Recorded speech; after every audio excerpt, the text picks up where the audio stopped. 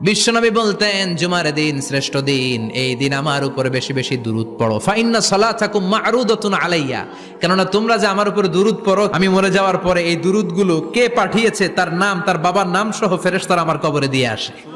সাহাবারা বললেন, ইয়া রাসূলুল্লাহ কাইফা সালাতুনা মা'রুদাতুন আলাইক, আপনি মরে যাওয়ার পরে আমাদের দুরূদ কেমন করে আপনি দেখবেন? ওয়াকাদ আরিমতা, আপনি তো পচে গলে মাটির সাথে মিশে যাবেন। বিশ্বনবী বলেন, ইন্নাল্লাহা হাররামা আলাল আরদি আন তাকুলা আজসাদাল আম্বিয়া, নবীদের লাশকে খেয়ে ফেলা, নবীদের লাশকে পচিয়ে ফেলা জমিনের সব মাটির জন্য আল্লাহ হারাম করে দিয়েছে। নবীদের লাশ পচে না, নবীদের লাশ গলে না। যারাই বিশ্বনবীর উপর দুরূদ পড়বেন, আপনার নাম সহ, আপনার বাবার নাম সহ, মালাইকাতু সাইয়াহিন, একদল ফেরেশতা আছে শুধু রাউন্ড দেয় গোটা ওয়ার্ল্ডে।